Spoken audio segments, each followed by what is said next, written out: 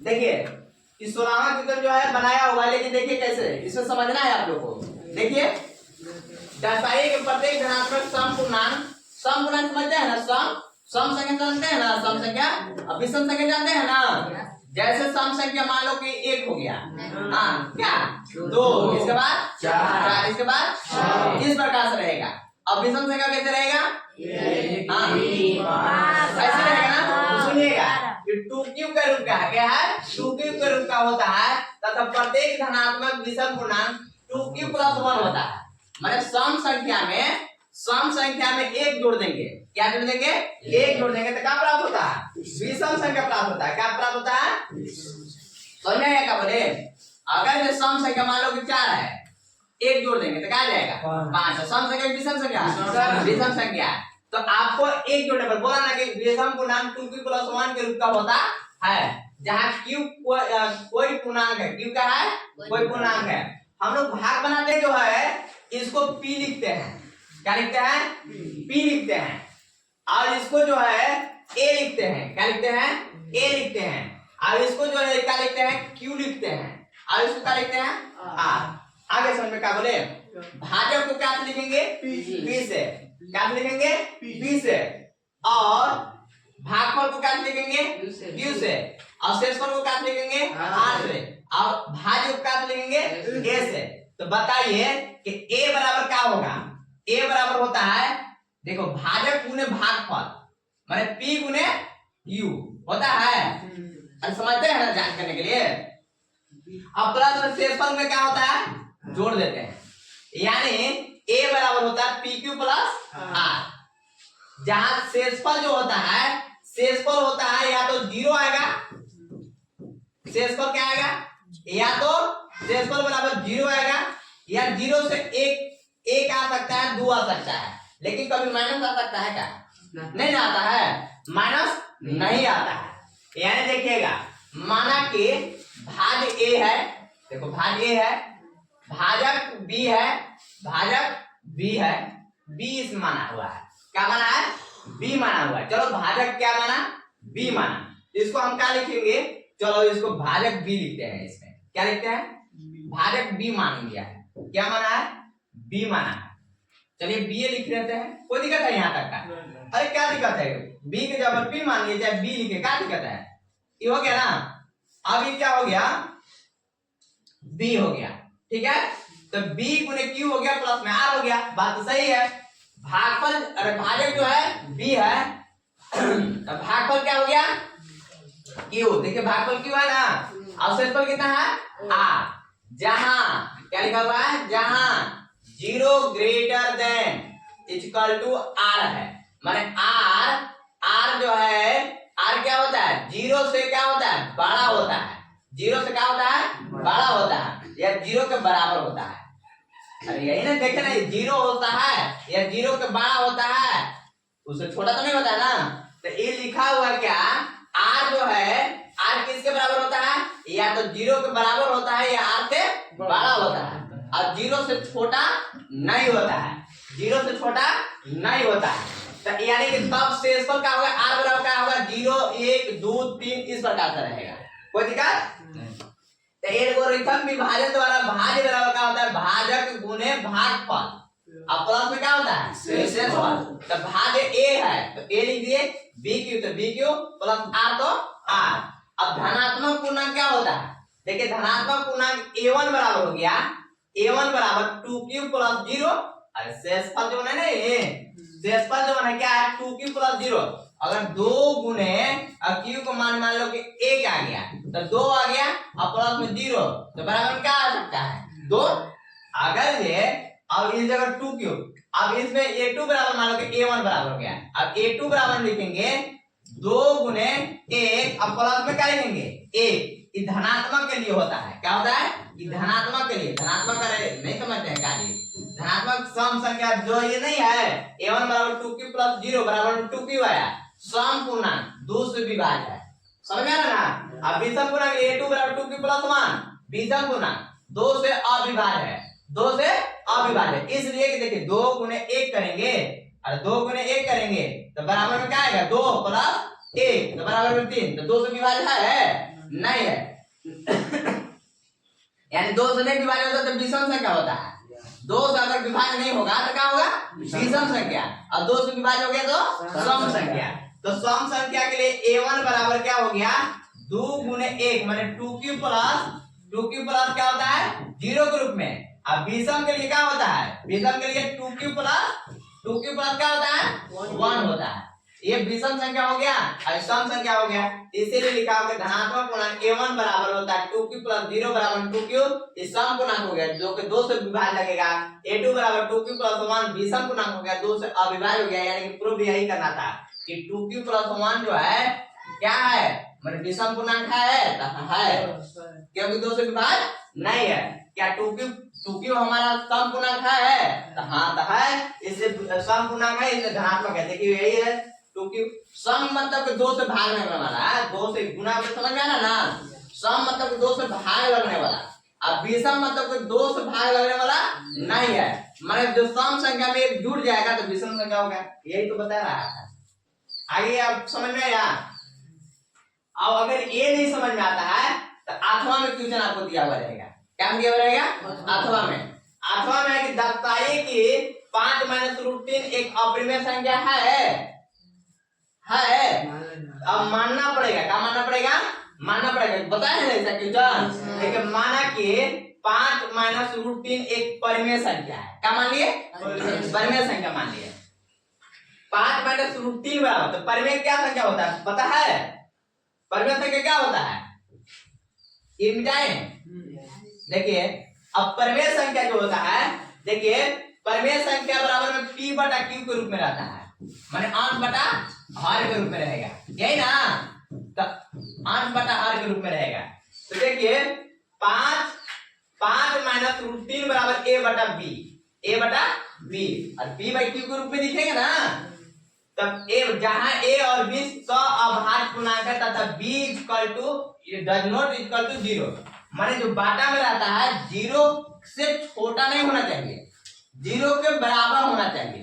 यार 0 से बराबर होना चाहिए, 1 से 0 से बड़ा होना चाहिए। यानी कि बाटा में जो होता है 1 होना चाहिए। क्या होना चाहिए? 1। समझ में रहा है? तो जो है 5 के 5 लिख दिए, कोई दिक्कत नहीं आता। अब माइनस a बटा b और रूट 3 का हो गया एक परिमेय संख्या हो गया। ये जो है क्या हो गया? ये परिमेय संख्या। यार एक तरफ ले जाए तो नहीं समझ में आ रहा है? 5 का 5 और प्लस में से कहाँ आएगा? माइनस में। ये रूट 3वां कहाँ चला गया? ये रूट 3 को अभी नहीं लिखा है ना, तो एक परिमेय संख्या है। ऐसा रूप में लिख सकते हैं परिमेय संख्या को। अब 5 माइनस a बटा b को अब क्या लिख सकते हैं? बराबर में माइनस में आया था, कहाँ आ गई? प्लस में। रूट 3 आ गया। तब यहाँ रूट 3 एक परिमेय संख्या होगी। जब इतना बराबर ई हो गया, परिमेय संख्या के बराबर परिमेय संख्या होगा। क्या होगा? ये रूट 3 एक परिमेय संख्या हो गया। तब 5 माइनस रूट 3 एक अपरिमेय संख्या है। ये देखो ये जो है रूट 3 ये जब इतना बराबर जब रूट 3 हो गया, मान लो कि a वो बराबर हो गया। अरे परिमेय संख्या के बराबर कह रहा है कि परिमेय संख्या, तो परिमेय संख्या ना होगा। तो कह रहा है कि परिमेय संख्या होगा, लेकिन ये विरोधाभास करता है। क्या करता है? विरोधाभास करता है, नियम का उल्लंघन कर रहा है। हम लोग पढ़े हैं कि रूट 3 एक अपरिमेय संख्या है, जो कि उसमें हमारा पूरा पूर्ण रूपेण वर्गमूल नहीं करता है। अतः हम लिखेंगे कि 5 माइनस रूट 3 एक अपरिमेय संख्या है। इसके अनुसार से परिमेय संख्या है। प्राप्त हुआ। समझ में आया? और इसके अनुसार परिमेय संख्या के बराबर परिमेय संख्या बड़ा, लेकिन कहा कि यहाँ रूट 3 एक परिमेय संख्या होगी, इसलिए विरोधाभास है। कहा है कि रूट 3 एक परिमेय संख्या, हम लोग पढ़े हैं नहीं ना? इसलिए लिखेंगे 5 माइनस रूट 3 एक अपरिमेय संख्या है। खाली एक लिख देना है ना कि हमको परिमेय संख्या है, इसलिए विरोधाभास करता है, इसलिए 5 माइनस रूट 3 जो है अपरिमेय संख्या। बस इतना ही करना है। इसमें लिख लेंगे आप लोग, मिटा दे, नहीं लिखेंगे तो मारेंगे। हो गया? अब जो है अगला क्वेश्चन, ये तो आप लोग बनाइए, लिखिएगा ना, बना लीजिएगा ना। समीकरण तो सबको पता है ऐसा, बना लीजिएगा ना। क्या करना है सबसे पहले, मानना होगा। क्या करना होगा, मानना होगा। देखो 2/x प्लस 3/y बराबर में 13, 5/x माइनस 4/y बराबर में -2 है। ठीक है, 3 नंबर का क्वेश्चन रहेगा ये। देखो 2 का 2 निकाल दिया है 1/x, जिसको लिख सकते हैं ऐसा, कोई दिक्कत नहीं है, इस प्रकार से लिख सकते हैं ना। अब 3 को 3 निकाल दिया 1/y लिख सकते हैं, 3 गुने 1 तो 3 नहीं हो जाएगा, 2 गुने 1 तो 2 नहीं हो जाएगा, बराबर में 13। इस समीकरण क्या हो गया, हल हो गया। कोई दिक्कत यहाँ तक नहीं है। देखिए 5 तो 5, एक देखो 5 एकम 5, 1/x माइनस 1/y, इस प्रकार से लिख देते हैं इनको। अब 4 एकम 4 हो जाएगा, 5 एकम 5 में हो जाएगा ये, कोई दिक्कत नहीं ना है। इस समीकरण क्या हो गया, सेकंड हो गया। अब जो है इसमें जो है देखिए मान लेंगे, क्या मानेंगे, माना देखिए 1/x है, 1/y है ना। माना 1/x बराबर क्या माने बताइए, m माने, m चलिए माने, और तथा में लिखेंगे कि 1/y बराबर में क्या माने, m मान लिए, कोई दिक्कत नहीं है। तब क्या होगा, तब समीकरण नया बनेगा क्या, 1/x की जगह m है तो 2 के 2 लिख दिए, और 1/x के कितना माने हैं, तो m लिख लिए, प्लस है तो प्लस, 3 है तो 3, 1/y को कितना माने हैं, n, तो n मान लिए, कोई दिक्कत नहीं है यहाँ तक। अब बराबर के बराबर, और 13 के 13, यहाँ तक कोई दिक्कत नहीं है। 5 का 5 लिखेंगे, ऐसे समीकरण 3 करते हैं, क्या करते हैं, समीकरण 3। अब देखिए 5 का 5 कर दिए, क्या कर दिए, 5 का 5, और 1/x क्या माने हैं, m प्लस, और प्लस नहीं माइनस, और 4 का 4, और 1/y बराबर क्या माने हैं, n बराबर कितना, -2। अब कौन सा समीकरण कैसे बनाए हैं बताइए तो, इस समीकरण कितना हो गया, 4। अब जो है, अब कुछ और अब आगे लग रहा है, अब क्या कर सकते हैं, इसको घटाएंगे, गुना करेंगे, पहले क्या करेंगे, गुना करेंगे, इसलिए बराबर आप तो घटा देते हैं। समीकरण कितने प्रकार से बनाते हैं आप लोग, 4, कौन, हाँ, तो अभी कौन सा विधि बनाए, अब जो है इसके लिए कहेंगे इस समीकरण 3 में 5 से गुना करने पर, समीकरण 3 में लिखेंगे, समीकरण 3 में 5 से, तथा समीकरण 4 में 2 से, समीकरण 4 में 2 से, समीकरण 4 में 2 से गुना करने पर ना, 2 से गुना करने पर कोई दिक्कत नहीं आता। अब देखिए गुना करें ना, देखिए 5 से इसमें गुना करना है, किसमें, 5 से इसमें गुना करना है, इसमें कितना से गुना करना है, 2 से गुना करना है, समझ में आ रहा है। तो 5 से गुना करेंगे 2 में, तो 5 मिला के 10 में हो जाएगा, अब प्लस है तो प्लस, अब 5 दिया के 15n बराबर 13 बचे, कोई दिक्कत नहीं आता। अब यहाँ से 2 से गुना करेंगे, 2 बचे 10m, अब माइनस तो माइनस, 2 चौका 8n बराबर 2 दूना के 4, माइनस तो -4, कोई दिक्कत नहीं आता।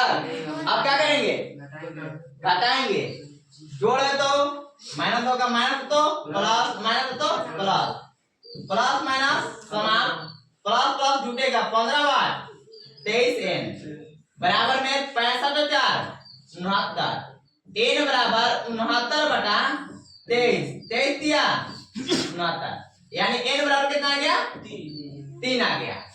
जब n बराबर 3 आया, अब हमारा n का मान समीकरण किस में रखेंगे, n का मान किस में रखे, n का मान जो है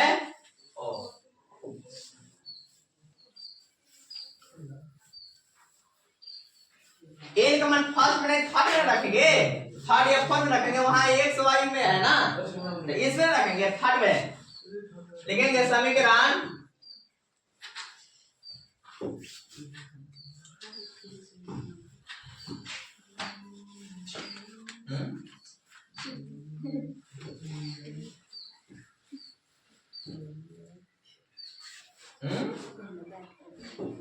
क्यों लिमिट रख रहा है जी?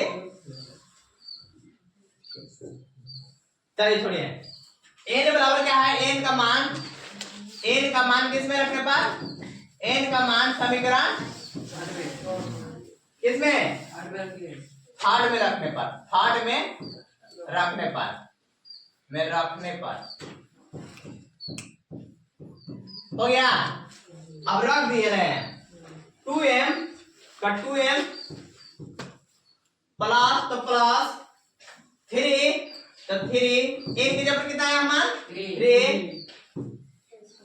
अब बराबर में कितना है 13, 2m तो 2m और 3 3 की 9 बराबर 13, 2m तो 2m और क्या बराबर 13, और प्लस में देखा में आएगा माइनस में 2m बराबर 13 में सुना हो गया 4, m बराबर 4 बटा में 2, गुना में तो बटा में 2 दुना के 4, m बराबर में 2।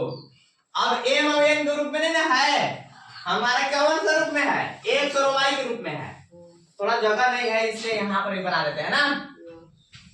अब है जो अब 1/x बराबर कितना माने हैं, m माने हैं, 1/x बराबर m, तो 1 को 1/x के x और m का मान कितना आया है 2, अब x गुना 2 करेंगे कितना आएगा 2x बराबर में 1, x बराबर कितना हो जाएगा 1/2।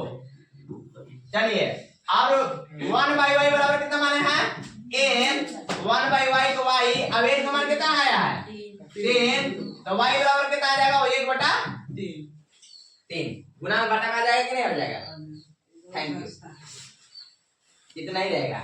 x अतः हम लिखते हैं क्या, अतः x बराबर कितना है 1/2 और y बराबर कितना आया 1/3 3, आंसर ना। चलिए थैंक यू।